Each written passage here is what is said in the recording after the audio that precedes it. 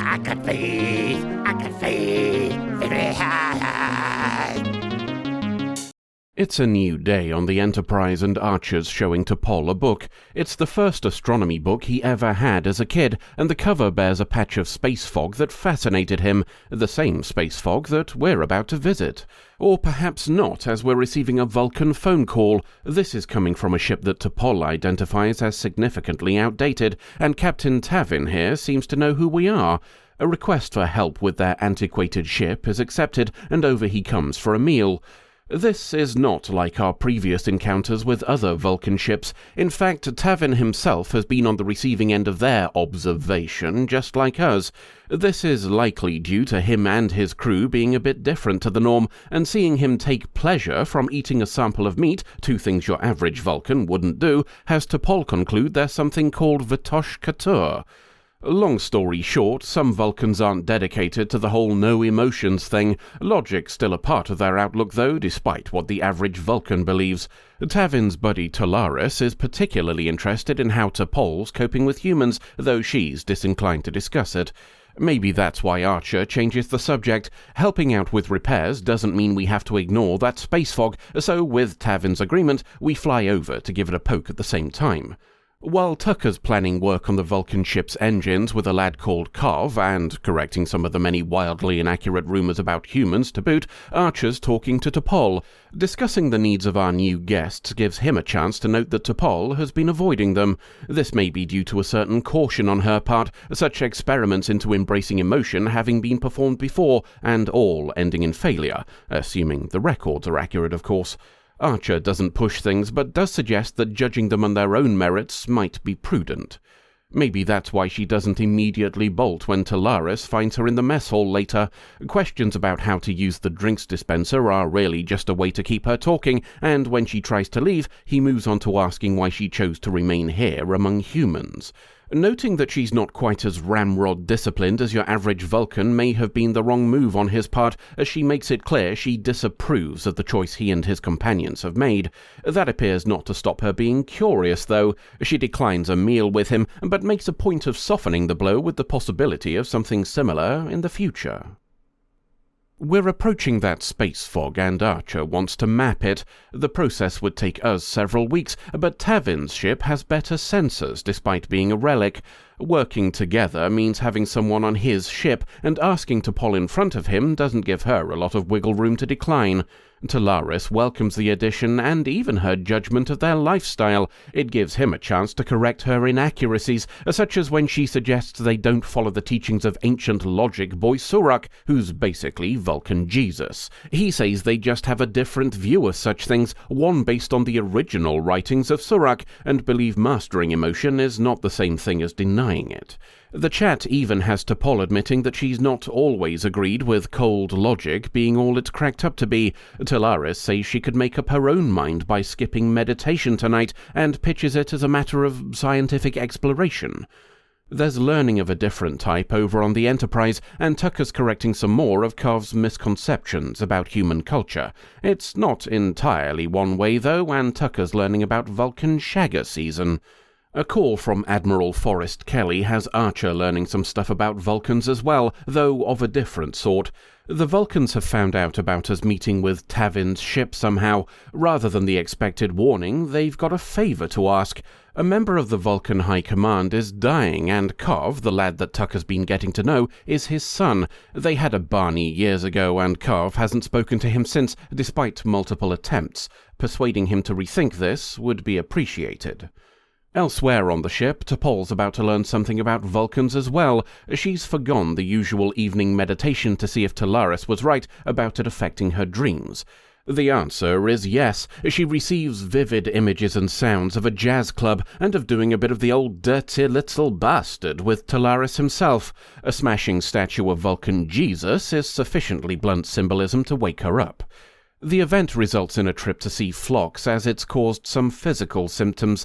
She explains the cause and what medication she requires, along with regret at having tried. Phlox suggests expecting mastery during her first experience was unrealistic, but agrees that caution would probably be prudent if she intends to experiment again. Archer's called in Cov for a little chat. Learning his dad's in the process of carking it doesn't persuade him to place a phone call.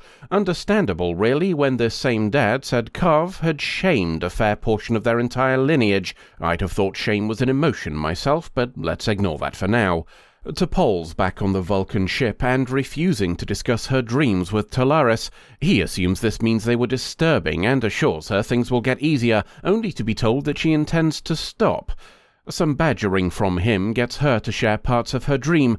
The jazz club was a real one, it seems, a place she visited when on Earth after deciding to investigate human entertainment, and she admits to the music provoking emotion in her. Talaris tells her feeling the same now is possible if she lets him show her. The plan, it seems, is something called a mind meld. This is a technique the Vulcans of T'Pol's time are largely unfamiliar with, and she's a wee bit surprised by the whole telepathy thing. The surprise becomes discomfort when Talaris tries to force her to repeat the emotions in the jazz club, despite her telling him to stop. She breaks the vision but not the link, and he again refuses to stop until she's able to push him away. He has another go at convincing her to continue before giving up and buggering off. T'Pol collapses afterwards but is able to call Phlox. There are unpleasant emotions in engineering too, as Archer's asked Tucker to talk to Cov. He's still refusing to call his shitty dad and wants to drop the topic, so Tucker instead tells him about a girl he fancied in school. He never plucked up the courage to act on it, and the regret of that error has stuck with him for decades. Cov might want to consider this before making a hasty decision. To Archer's ready room we go. He's having a friendly chat with Talaris and eventually telling him he'll be working alone today because T'Pol's in sick bay. Talaris, trying to pretend he's not aware of why, is finally enough to spark Archer's anger and reveal he knows exactly what happened because T'Pol's told him. Talaris tries to play it off as her panicking rather than assault, an explanation Archer has no time for, nor does he have time for the idea of Talaris going to see her to provide more guidance, and makes it very clear this will not happen. Talaris is getting a touch upset by this point, which is why he throws Archer across the room. Curiously, Archer had planned for just such an eventuality and stashed a gun on the back of his chair. Suitably armed, his position that Talaris should get the fuck out of here is a little more persuasive. Tucker and Cov are saying goodbye. The latter's had an update on his shit dad and the prognosis has improved. This news came from the guy himself, as Cov listened to Tucker's advice and gave him a call. T'Pol's done some healing of her own. She's back in her quarters, Phlox having fixed things up, and she's also meditating again when Archer visits. News that Talaris and company have buggered off is well received, so we'll leave her to see how badly damaged that lid on her emotions is as we get ready to take another step on the long road. Enterprise has made it quite clear, through attitudes and technology, the difference between the humans of this time and the ones we're used to from other shows. That trick is more difficult to do with alien species, even ones as synonymous with Trek as Vulcans. Save for a certain air of arrogant dickishness towards us, which is arguably deserved in a number of circumstances, you'd struggle to tell the difference. How better to highlight the cultural changes, then, than by removing one of their defining features? If you asked people to describe the Vulcans, there's a fair chance the mind meld would be somewhere in the top 5, probably along with the ears, the raised eyebrow, the logic, and that 7-year itch. The Vulcans of this time, though, are largely unfamiliar with mind melds. At least that's the impression we're given by T'Pol not knowing, and Talaris telling us it's considered either anachronistic at best or forbidden at worst. Saying the practice was abandoned leaves plenty of room for interpretation. Of course, we're not entirely sure if this conclusion is accurate. It's possible mind melds are not quite as rare as we're led to believe, as we've no indication that T'Pol is reflective of Vulcan society at large. You could even argue that those chosen to be possible representatives in other cultures, like T'Pol was, might have been deliberately shielded from certain aspects of Vulcan life. You can't let something slip if you didn't know about it in the first place. Let's work on the assumption that what we're given is largely accurate though, and most Vulcans either don't know about or don't engage in mind melds. Without any further data, that already tells us there are some significant societal changes between now and 100 years hence. We already know it'll become a procedure that is at least accepted, even if it still retains an element of mystery.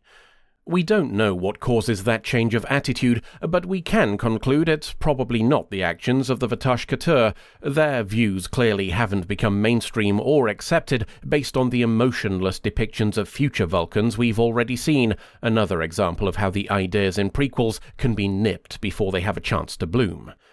They're still an interesting idea, though, and possibly another good way of showing how Vulcan society of this time is not quite as stable or forward-thinking as they'll come to be. At the risk of starting a fight in the comments, there's an argument to be made that their situation is comparable to something Christianity went through in a way. The interpretation of Suruk's writings that T'Pol follows is the most widely held. It places importance on tradition and ceremony as much as, or possibly more than, the actual words of Suruk. T'Pol certainly seemed to give the impression that she'd not read the original writings herself. Basically, she's Catholic. Tavin and the rest of the Vatosqur, on the other hand, are Protestant, believing interpretations of Suruk's writings are an individual matter, not one of following the analysis set out by a central authority. The pomp and mummery means nothing to them, as indicated by Kov referring to ceremony as tedious. In short, they are the reformers, rebelling against established doctrine. It's clearly a very heated topic for all involved, certainly one strong enough to make a member of the Vulcan High Command basically disown his son. Come to think of it, I wonder if one of the purposes of the Vulcan High Command is analogous to the Catholic papacy. If they're in some way connected to the interpretation of Sarek's teachings, that would explain the highly charged reaction of Kov's shitty dad. Referring to Kov's actions as shameful to long-dead ancestors is hardly a response you could call logical, even if he did genuinely believe it was as dangerous as suggested. And speaking of the danger, what of Talaris? Is his unchecked desire and aggression the inevitable endpoint of becoming Vatosqur, or just one possible conclusion, depending on mental discipline? Rumours and reports of previous attempts would suggest the former, but then Vulcan authorities aren't always entirely upfront with data, are they? The main point of this episode is as the first real showcase for T'Pol. We learn in this story that she's not exactly the model Vulcan when compared to her contemporaries. Even on Earth she performed actions that would be at least frowned upon by her peers. And here she's willing to explore things considered outright forbidden, albeit helped along by some manipulation from Talaris. And yet, when you consider her actions and her attitude to scientific discovery, there's an argument to be made for her being closer to the sort of Vulcan we've seen in other shows. She doesn't allow established assumptions to sway her own willingness to hear more on a topic, at least after getting past the initial barrier. That certainly has more in common with the likes of Tuvok than the cautiously conservative examples we've seen elsewhere in Enterprise. Perhaps T'Pol is a vision of things to come. I'll leave you today with a wild theory that occurred to me while watching. The whole plot is pitched to us as a random meeting with unfortunate consequences for T'Pol. But what if that's not the whole truth? What if this entire thing was a test set out by the Vulcan High Command? Captain Tavin was the one who found us, after all, and addressed our ship by name. We never did get an explanation for how he knew who we were, did we? End of episode. More bad news, Travis has said no as well. Oh, balls. Did you try and offer him the captain's chair like I said? Yeah, he told me he knew someone on a freighter who got the same offer, only to be electrocuted when he sat in it. No, guess you were right about him knowing all the tricks then. On the plus side, he's not going to intervene. As far as he's concerned, whoever wins is the best crew to run the ship. He's a smart lad. Can't be on the losing side if you stay out of it. So that leaves us with my guy on the lower decks, Dr. Phlox, Reed in the armory, plus Tucker and the rest of the engineering team. Travis is keeping out of it, and T'Pol is saying she considers this a matter of non-interference. I assume, she's a problem, what we're saying it was unethical and all. Actually, she's agreed to stay out of it as well. Nicely done. How'd you manage that one? I told her that if she stayed neutral, I'd teach her how to talk dog. Woof.